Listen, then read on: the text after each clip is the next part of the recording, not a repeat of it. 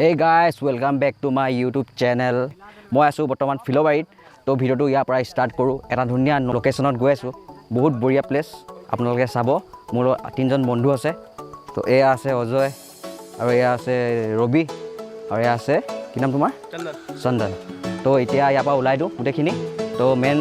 Destination আপোনালোকক মই গোটেইখিনি ডিটেইলছ দেখাম কিয় গৈ আছোঁ গোটেইখিনি গম পাব তো ভিডিওটো স্কিপ নকৰাকৈ চাই থাকক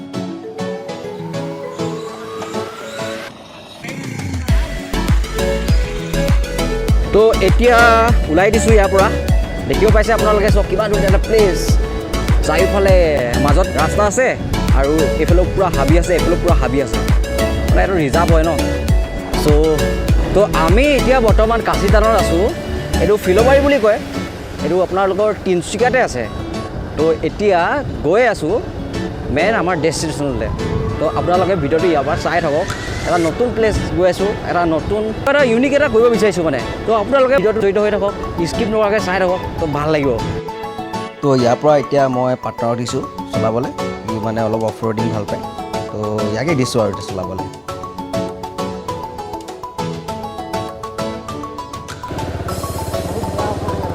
তো এতিয়া মেইন ৰিজাৰ্ভটোৰ ভিতৰত সোমাইছোঁ দেই যিটো লোকেশ্যনলৈ আহি আছোঁ বুলি কৈছিলোঁ নাই মানে অফ ৰ'ডিং আছে অলপ চ' এই আগত পাৰ্টনাৰকেইটা গৈ আছে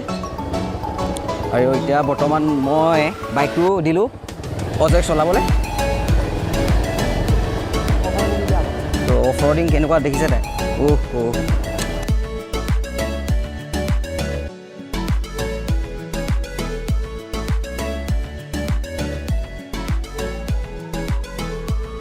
ৰাস্তা যিহে নহয় কৈছোঁ কি ওচৰফালে বাগানো আছে ইমান ধুনীয়া ধুনীয়া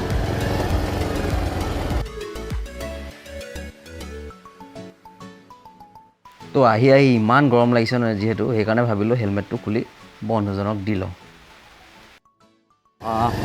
তো দেখিলে অফ ৰ'ডিং কেনেকুৱা আপোনালোকে যদি আহিব বিচাৰে তেতিয়াহ'লে ফ'ৰ হুইলাৰ লৈ আহিলে মানে অলপ কষ্ট হ'ব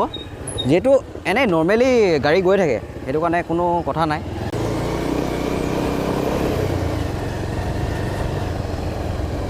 অ' মাই গড এনেকুৱা এটা প্লেচ নহয়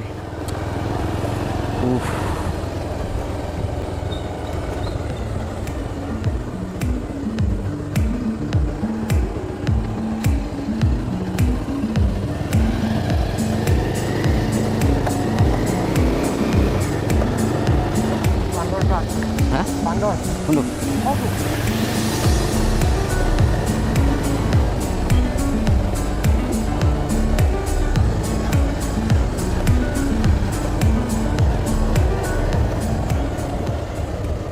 তো ফাইনেলি এতিয়া আমাৰ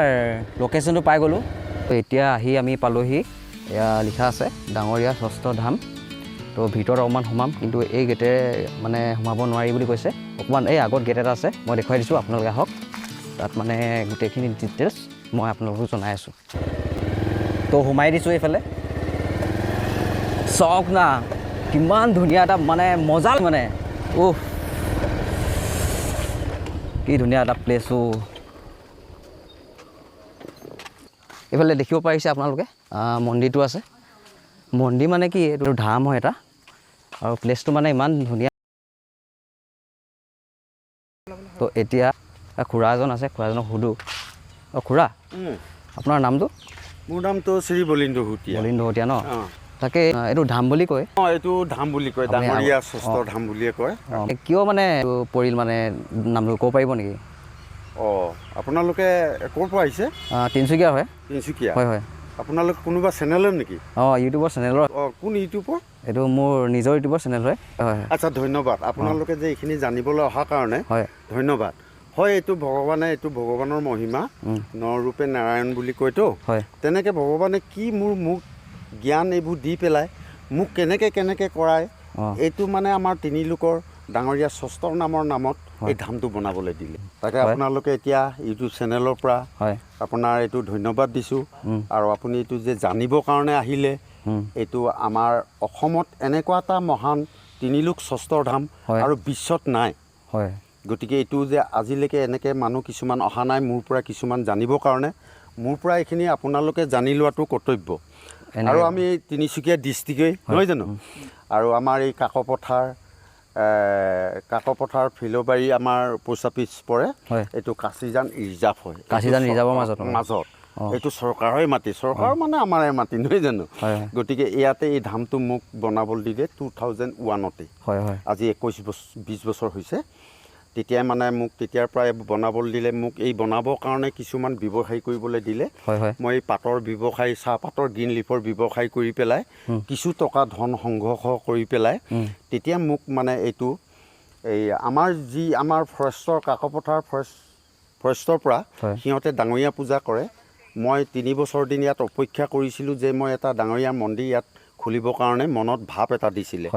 তেতিয়া মানে ফৰেষ্ট ডিপাৰ্টমেণ্টে 17 জন আহি পেলাই মোক এজোপা গছ চাব ক'লে এই গছজোপা মই 3 বছৰ দিন তপস্যা কৰি আছিলোঁ যে ডাঙৰীয়া মন্দিৰ বনাম বুলি তে সেই ফৰেষ্ট ডিপাৰ্টমেণ্টে মোক সেইদিনাখনে মোক চাকি জ্বলাবলৈ দিলে সেইদিনাৰ পৰা মই ডাঙৰীয়া মন্দিৰ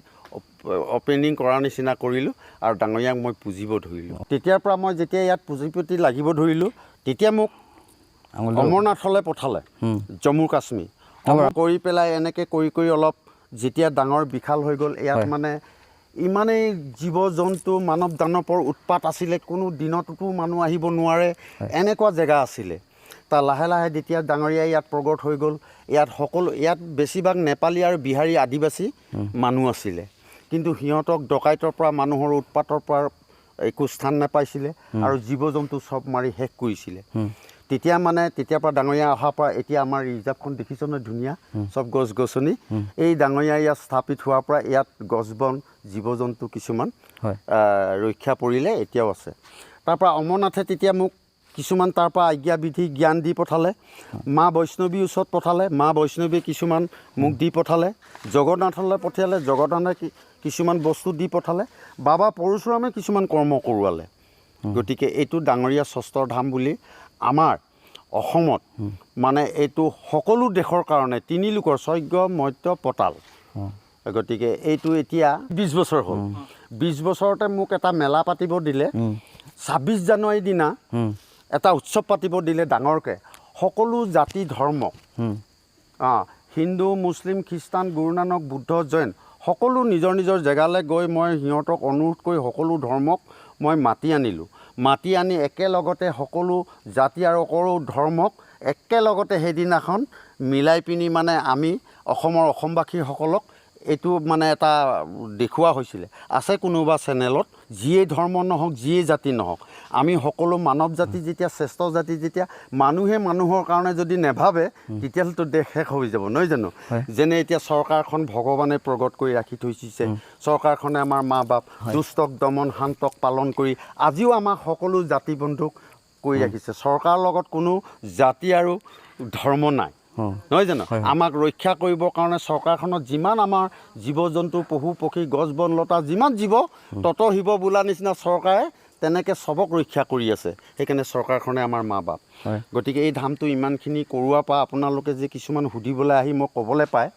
মই নথৈ সুখী হৈছোঁ এতিয়াও মানে মই অকলশৰীয়া হৈ আছোঁ এতিয়াও আপোনালোকে আহিলে এই যুগত আহি পেলাই এই ধামটোক যিয়ে ধৰ্ম নহওক যিয়ে জাতি নহওক বা আমাৰ যিয়ে চৰকাৰ নহওক সিহঁতে এই ধামটোক আঁকোৱালি লৈ আগবঢ়াই নিব লাগে যেন বিদেশী আমাৰ ইয়াত আহি পায় নহয় জানো মানে বিদেশী পৰ্যটক ইয়াত মানে এনেকুৱা এটা স্থান হয় ইয়াতে যেন সকলোৱে যেন ৰক্ষণা পায় আৰু ইয়াত মই এটা অনুৰোধ কৰি দিছোঁ আপোনালোকো ক'ব মই ডাঙৰীয়াক এটাই কৈছোঁ ইয়াত তোমাৰ এইখন হৈছে কৈলাশ এই ব্ৰহ্মাণ্ডত যোনে আহিব অনুভৱ কৰিব চবৰ ভোক পিয়াহ কমাই মনত আনন্দ ভৰাই ৰোগ ব্যাধি অন্যান্য মহিমাৰ পৰা বচাব ডাঙৰীয়া চবতো আপোনাৰে আমি ল'ৰা ছোৱালী নহয় জানো তেনেকৈ কৰি পেলাই মই এটা অনুৰোধ কৰি থৈছোঁ আপোনালোকেও এইটো মন কৰিব ইয়াত আহিলে মনটো কেনেকুৱা লাগে নহয় জানো তেনেকৈ কৰি পেলাই এই ধামটো হৈছে এই ধামটোত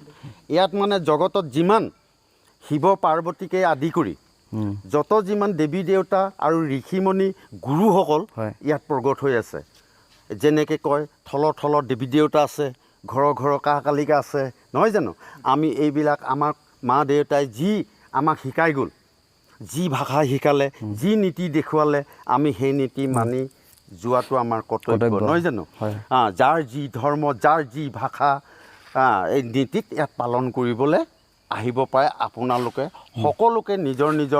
নিজেই খালে যেনেকৈ নিজৰ পেট ভৰে তেনেকৈ ঈশ্বৰ ভগৱন্তত ইয়াত আহি নিজেই আপোনালোকে প্ৰাৰ্থনা কৰিলেই ইয়াত ভগৱান খুচি হৈ পেলাই আপোনালোকৰ মনোকামনা পূৰ কৰায়। তাকে ধামটো ভাল লাগিছে বহুত, কিন্তু ইয়াত দেখা মতে মই তিনিজোপা মানে ফুলৰ লেখীয়া হৈছে, মানে কি কাৰণে হৈছে ক'ব নেকি? এইটো কমল ফুল 3টা। ভিতৰত মই সোমাব পাৰিম নেকি? নাই ভিতৰতো সোমাব পাৰিব, ভিতৰত সোমাব পাৰিব। এতিয়া 3টা কমল ফুলৰটো কথাটো সুধিলে যেতিয়া,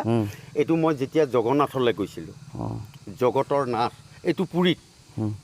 তেতিয়া তাত মানে ইমান ডাঙৰ জগন্নাথৰ মানে 3টা মূৰ্তি আছে,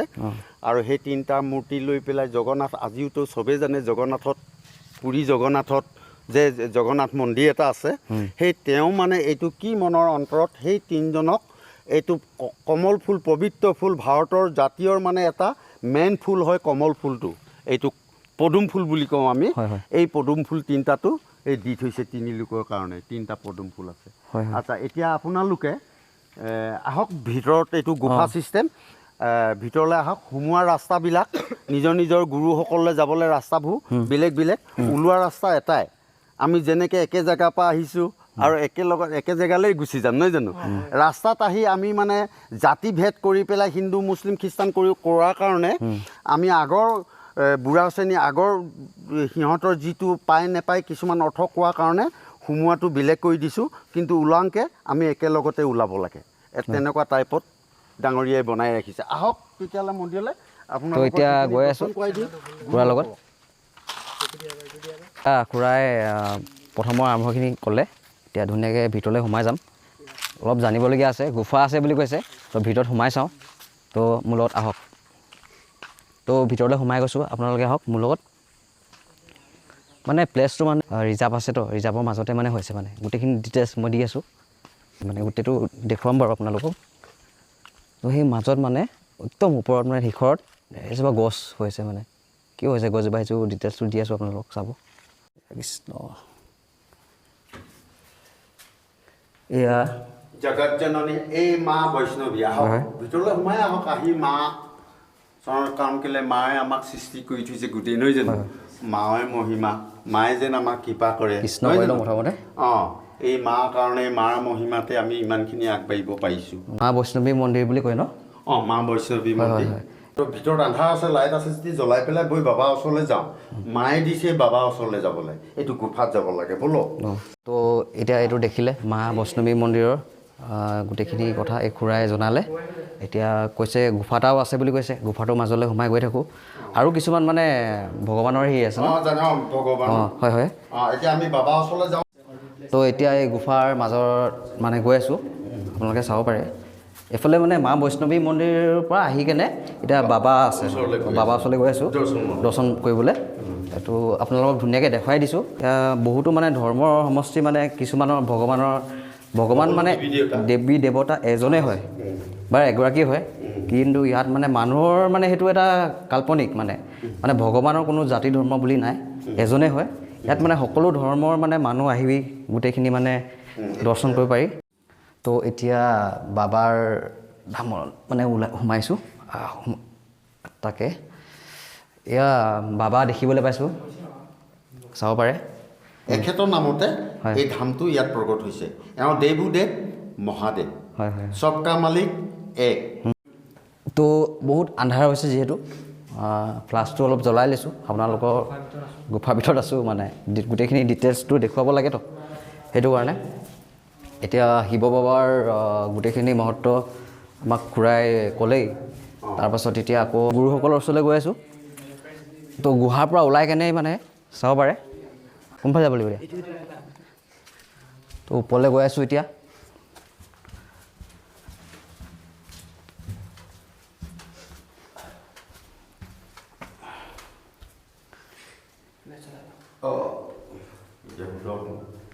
এতিয়া আমি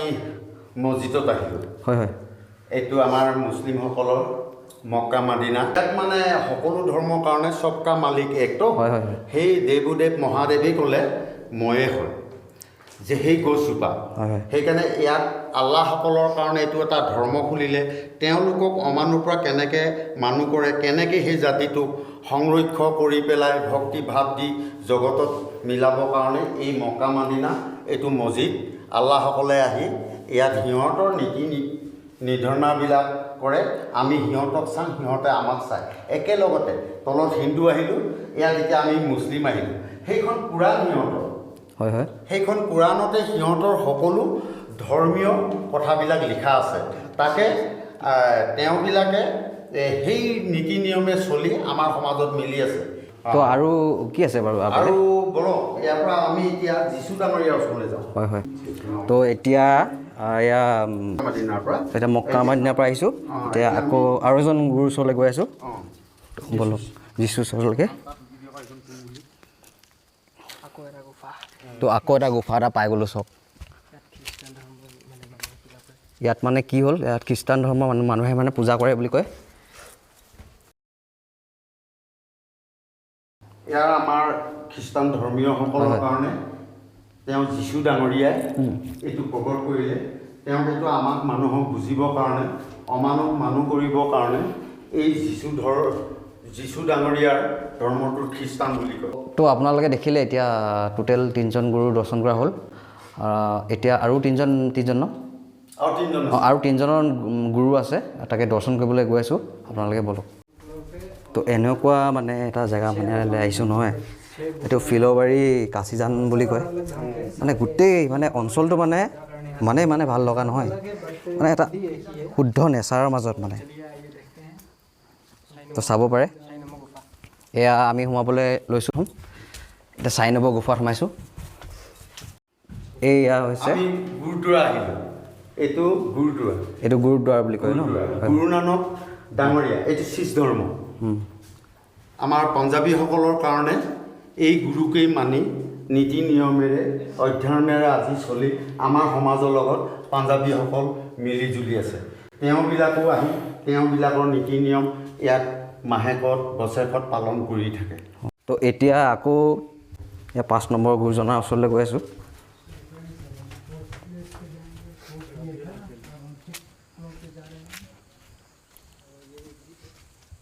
এইফালে ন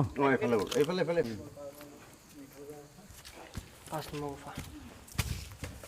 এই গৌতম বুদ্ধ ডাঙৰীয়া হয় হয় বুদ্ধিষ্টসকলৰ কাৰণে এইটো ৰূপতে বুদ্ধিষ্টসকলে এই ধৰ্মকে নীতি নিয়মে পালন কৰি আমাৰ সমাজৰ লগত মিলি আছে তো এতিয়া 5জন গুৰুজনাৰ দৰ্শনটো দেখুওৱা হ'ল এতিয়া শেষৰজন গুৰুজনাৰ ওচৰলৈ গৈ আছোঁ তো মোৰ লগত আহক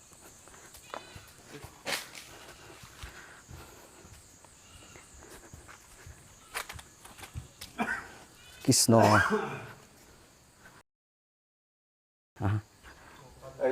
এইজন কোন চিনি পালি নাই পোৱা এই কোনো বস্ত্ৰ হেৰি নলয়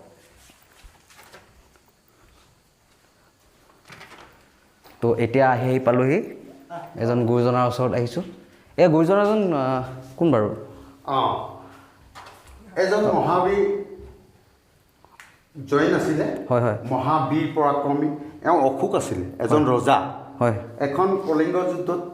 এওঁ বহুত সৈন্য মাৰি থৈছিলে হয় হয় ৰজা হয়তো কোনো কাম নাই তেতিয়া ইমান মানুহ যে মানুহৰ ওপৰতে ই ৰজা হৈছিলে মানুহে চব কোচ কৰি দিছিলে সেই মানুহকে ই মাৰি দিছিলে ই অশোক আছিলে এই মহাবীৰ আৰু ই জৈন ধৰ্মটো এখেতে প্ৰগট কৰালে জৈন ধৰ্মীয়সকলে এখেতৰ নীতি নিয়মত পালন কৰি থাকে এওঁ কোনো বস্ত্ৰ কাপোৰ গাত নলয় তো এতিয়া তললৈ গৈ আছোঁ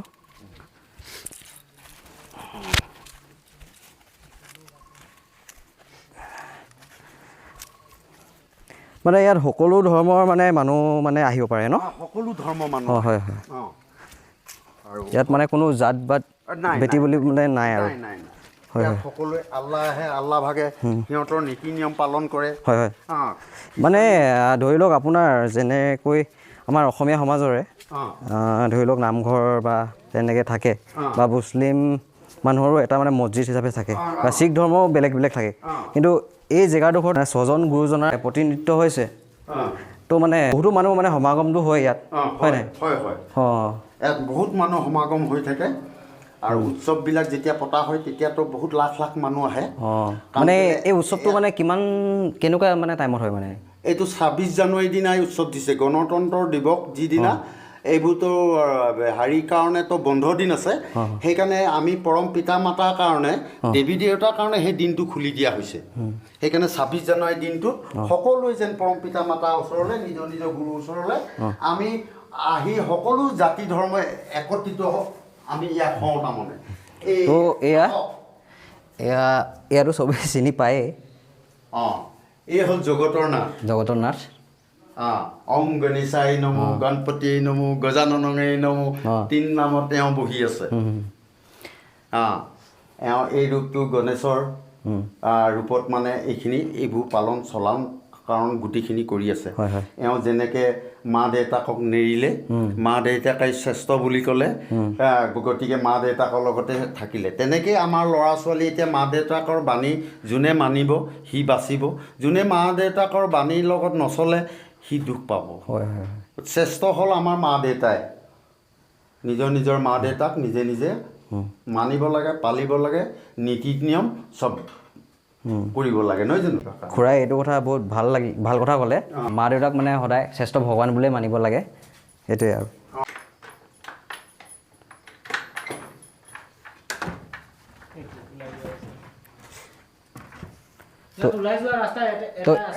এইটোৱে ওলোৱা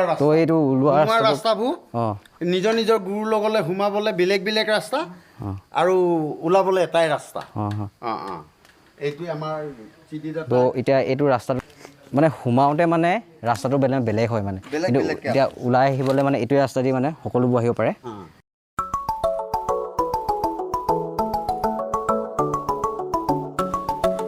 এইটো ৰিজাৰ্ভটো মানে ডাইৰেক্ট বৰডুমচা লাগিছে মানে বৰডুমচা লাগিছে মানে ইয়াত মানে বাঘ চাঘু ওলাই কিজান আহে হাতী আহে ইয়াত কোনো কাকো একো নকৰে চবে সমন মিললে ইয়াত মিলি থাকে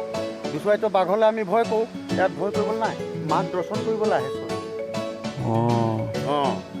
আৰু হাতী দেখিব এতিয়া হাতীও আছে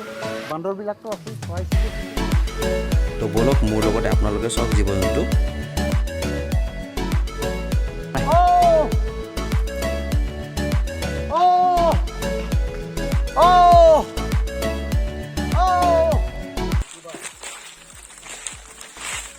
তো অৱশেষত এটাকে গোটেইকেইটা আহিব চাব এটাতো আহিলে বাৰু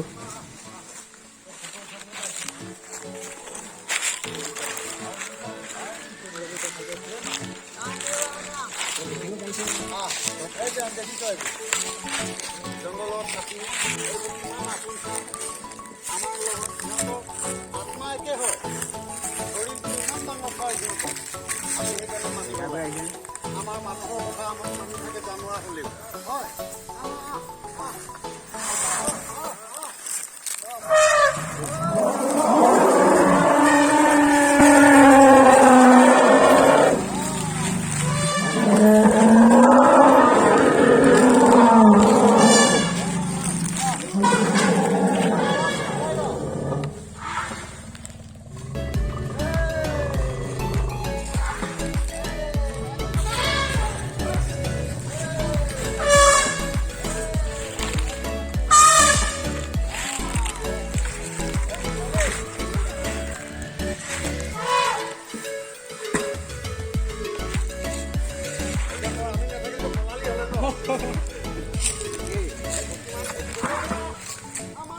নাই নাই খং চং নুঠে চখ আমি যেনেকৈ মৰম কৰোঁ আমাক জানুৱাই তেনেকৈ মৰম কৰে গতিকে আমি মানৱ জাতি শ্ৰেষ্ঠ জাতি আমি ইমান ডাঙৰ চৰিলটোক চা আমাৰ কথা মানি থাকে আমাৰ লগত মিলি থাকে কিমান ধুনীয়াকৈ দেখিছে তো ফাইনেলি কি নাম বাৰু গোটেই তিনিটা মতাই নেকি নাই নাই গোটেইকেইজনী মাইকী হাতী নেকি এইজন ভাগ্যৱতী ভাগ্যৱতী ন সেইজনী আইজনী বুলি মাতো আৰু এইজনী আইজনী বুলবুলি তো দেখিবলৈ পাইছে ইমান ধুনীয়া নাম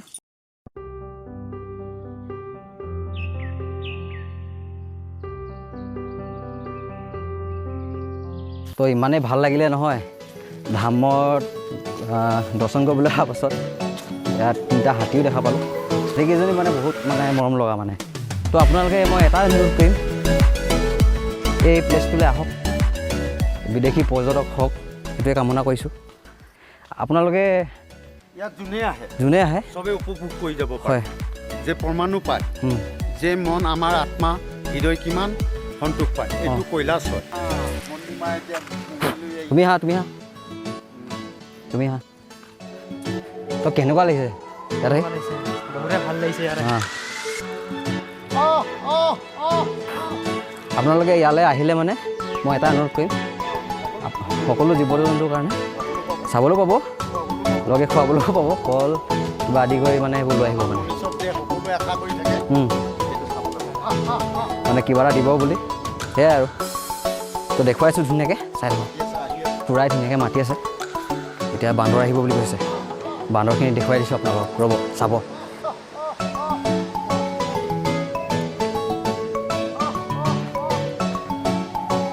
এতিয়া চাওক কেনেকৈ আহিছে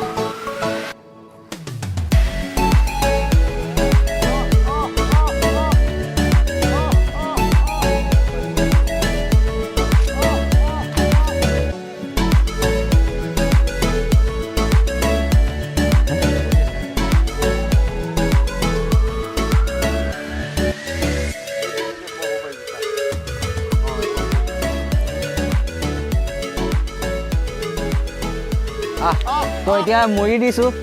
খাব বোলে ৰ'ব চাব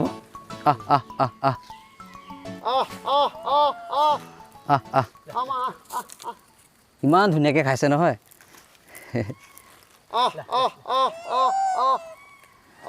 লাইফত ফাৰ্ষ্ট টাইম মই এনেকৈ খুৱাইছোঁ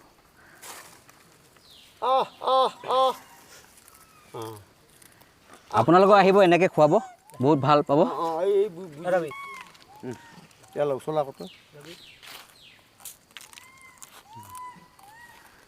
ইয়াত চাওক কেনেকৈ খাইছে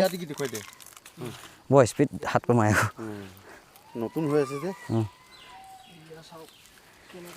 চাওক কেনেকৈ খুৱাইছে পোৱালি চব বুকুচা লৈ কেনে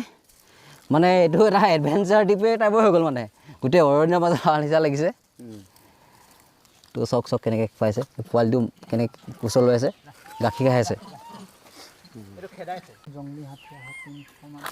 এইখিনিওতো এতিয়া সেই ইজাপৰ হয় ন তথাপিও মানে চিনাকি বাঘো আহিলে বাঘো আহে নেকি বাঘো আহে কালি বাঘটো ফটোটো আন্ধেৰা ভিডিঅ' বনাই নিয়ে তাৰ সিহঁতি মানে দিনত অলপ মানৱ জাতিলে ভয় কৰে যে নহ'লে বাঘো আহে আমি বাঘ হাতী বান্দৰ এইবোৰ দেখিছোনে পহু আহে যিমান জীৱ জন্তু আছে গছ বন সেইকাৰণে এইটো ডাঙৰীয়া ষষ্ঠ ধাম সবক ৰক্ষা কৰিবৰ কাৰণে